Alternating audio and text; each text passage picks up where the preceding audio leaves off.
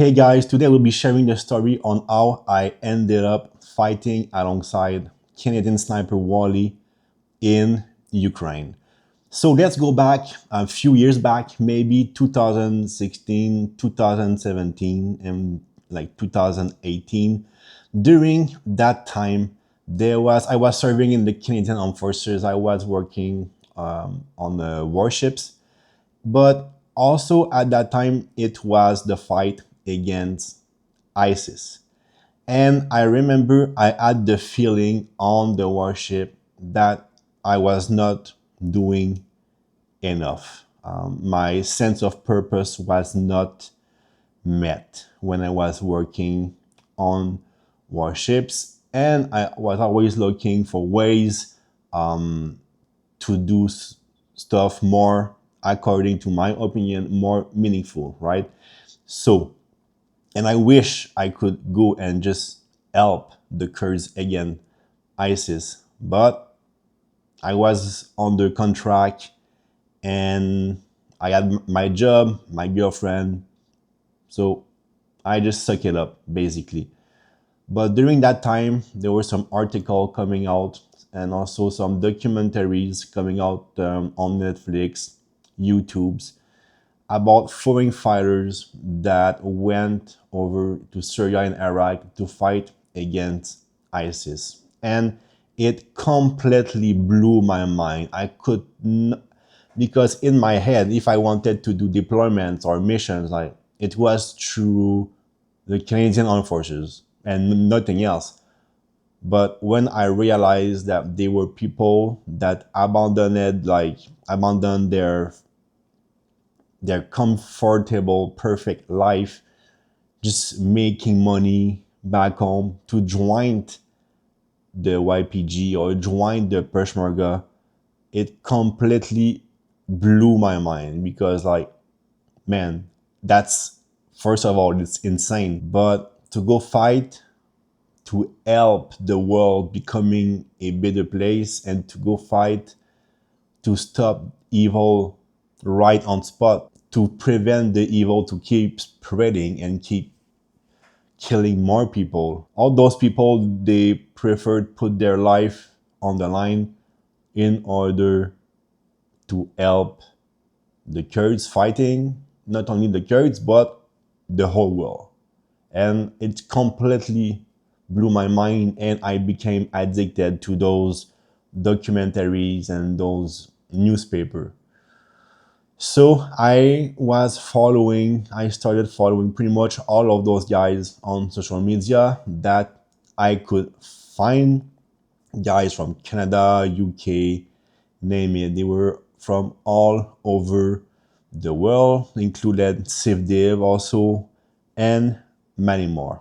And of course, there was also Wally. Wally did a couple of interviews back in Quebec, Canada, like one of the biggest show that aired is named Tout le monde en parle. So I saw him first on that show, sharing his experience fighting the Kurds alongside the Peshmerga in Iraq. And what hit me is he was like me, like he was French Canadian like me. I just started very like looking up to him, and I started following him on social media. Watch his documentary he made from Iraq and all that stuff. So that stays like that, right? For during a few years. Then I ended up releasing from the Canadian Armed Forces November 2021. Now, when the war in Ukraine started, few months later, February 24, 2022, so obviously I started paying really attention to the conflict, and I started seeing like all those social media guys that I was following from their time fighting ISIS. They were all making posts about Ukraine, and eventually some of them say, hey, I'm going to Ukraine straight up. I was following Wally on his Facebook page on Facebook. And what he was saying is like, hey, we need to go to Ukraine and help as soon as possible. When the article came out about Zelensky asking for help on the February 28th, I saw it. Like there was no really real way to join, but like the word on like the news was like, hey, just reach out to the Ukrainian embassy of your country. So I tried to call many times. February 28th in the morning, it was always busy, the line. So I thought to myself, like, because the embassy is in Ottawa, it's like 4 hours from my place. So I said, okay, well, in a few hours, I'm gonna take my truck, drive to the embassy, and figure it out. But then I saw Wally making Facebook posts saying, hey, we don't have time to wait for embassy or all that stuff. We need to go to Ukraine as soon as possible. And the way he was talking in his post, I was sure that he was already on the ground, already in Ukraine. So I thought to myself, okay, you know what? Like, he's right. I just cannot wait for the Ukrainian embassy and all that stuff. So I ended up booking my flight ticket to Ukraine for the same evening. So basically, there's a whole story on this channel. I took my truck and I went to take the plane from Montreal airport on the same day at 18:15, I think was my flight. Before entering the plane, I was like, oh man, I'm just gonna DM him and see what's up. Maybe he's gonna reply to me. So I said, I DM him on his Facebook page and I say, hey, I'm from Quebec, I'm from Sherbrooke, Canada, and I'm taking the plane now. I'm gonna land in Poland tomorrow. Yeah, man, let me know. Because my original plan was to cross the border and just join the International Legion. That was my original plan. So I take the plane, land in Poland. I book a hotel in Poland, then check my message, check my DMs, and Wally replied to me. And he said, hey, I'm going to be crossing Poland with that group of people. It was the Norman Brigade. Norman Brigade was created by a roof. So basically it was the wave number 0, because there were like many waves coming from the Norman Brigade. Every few weeks, people will just cross Ukraine. So they were the first, basically the waves number 0. And like they were still in Poland, and they said, hey, let's meet. In my head, I wanted to stop to Poland and buy all the gear I wanted, take a few days there, and then cross. Because I didn't get much gear with me. I wanted to just shop in Poland, buy sleeping bag, hair mattress, and all that stuff. But he DM'd me. He said, hey, if you want to come with us, we're gonna be crossing the border like tonight. So take the train pretty much right now and meet us, and we're gonna cross together in Ukraine. So I was like, oh shit, okay, that's awesome. But it made me already late. Like we had to meet in that city at that time, and I was late already for the meeting, right? So I booked a hotel. I ditched the hotel. I took the taxi straight to the train station. Tried to figure out train. I didn't understand anything. Fortunately, there was a Ukrainian speaking English there. He was joining the military of his country, and he was going to fight also. So he helped me, and he told me where to disembark the train in which city, and it was all good. So I met Arulf and Wally at that time, and it was the first time I met them. We were just like three French Canadians just on their way to war, and man, it was insane. And then after that, we went to pick up some Brits at the airport, and then overnight we crossed to Ukraine. Now, during my time in Ukraine with Wally, we ended up separating ourselves from the normal brigade. They went, I think, fight near Dnipro in Zaporizhia. And for us, we went to Kiev because Wally had contacts in Kiev. He knew some snipers there working in Kiev. So we went there and joined them for the Battle of Kiev. So for me, a little bit of my backstory. I did 3 years in the infantry, and after that, I just spent 9 years working on Navy ships. So I had infantry background, but many years of not training and like not to really do any infantry. And there was not much time to train, time to learn. So Wally did his best to like teach me and show me and get me ready for the battlefield, because at least like he had already experienced all that stuff and he knew what he was doing. So he really took me under his wing, and then we left for our first missions fighting in Irpin. So he's one, like I really like his leadership, like a lead by example, and he was calm.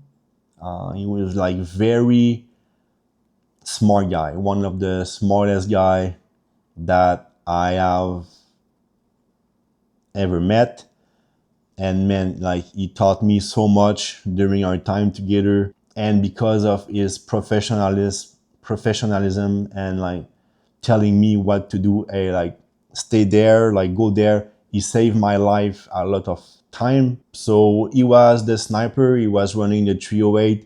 For me, I didn't have any spotter on or sniper experience, but still, like we were rotating on the gun sometime or on the observation watch. We were rotating each other when one sleeps, the other one can watch and stuff like that. After Irpin, we went and we fought in Izium. So there was one javelin in Izium. We were stationed in a school basement with one javelin, and no one knew how to use it. But Wally just downloaded, or using the Starlink, downloaded the manual of instruction and learned how to use the whole thing in like 1 hour. And then he did a few simulation, and then after that, he was good to go. We only had one battery, so could not spend hours seeing how it works and everything. So he could not teach me how to use it, but he was the one using it and operating the javelin on position. So basically, we served together. We served 2 months together, and after that, he went back home. For me, I stopped fighting May, June, July, and then after that, early September, I joined the International Legion Gore. So yeah, I think it's funny. Sometimes I read comments like, "Oh, this guy was not on mission. Like he did nothing. He was always hiding in basements." Well, guys, I don't know where you find your information, but that's totally not true. And how do I know? Like I was with him. Okay, so there's pictures. I have videos, like footage. Okay, so yeah, man, we did crazy work over there. I'm very proud of what we did. And honestly, my time with Wally really set me up for success during my 4 years that I served in Ukraine. It was interesting though, like he somewhat blew up on social media, like in the press and like newspapers and all that stuff. And also the Russians, they said that he died fighting in Mariupol. So that was perfect. Like we were in Kiev, we were not at all in Mariupol. So I guess it was good for OPSEC that no one knew that we were fighting in Kiev at the time. And yeah, media were like best sniper of the world in Ukraine. Well, Wally never said that he was the best sniper in Ukraine. Some newspaper even said that he was the one who made the longest shot in the world. He never said that. That's not true. Now every interview he was doing after that, like he tried to change the situation, like saying, hey, like that's not me that did the longest shot. I like it was Dallas Alexander when he was in Iraq with GTF2, right? So he was addressing the situation and like just saying, hey, that's not true. I'm not the best sniper on the world. But you know media how it works. Like it's just like a small and then it like just blew up all of proportion. I mean, yeah, like Wally, very humble guy, and like he never said that. And every after that blew up, that like people were saying was the best sniper. Like he was telling everyone in each interview, he was saying like, hey, like that's not true. I'm not the best sniper.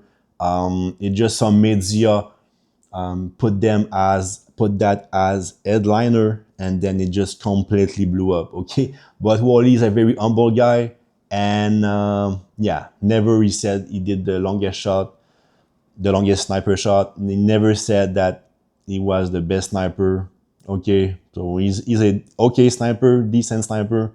He did his proof, especially in Afghanistan, where we served like I think 9 months in the sniper platoon. Overall, guys, super smart guy. He's very humble, and man, I cannot believe the chance that I have to go to war alongside him. I could not have asked for a better mentor at that time. And because of my time serving as Wally spotter, I was able to get picked up when I joined the Gore Legion. I got picked up by a sniper team where I was a translator and I was the spotter also. And also in that team, I learned everything about the job of sniper.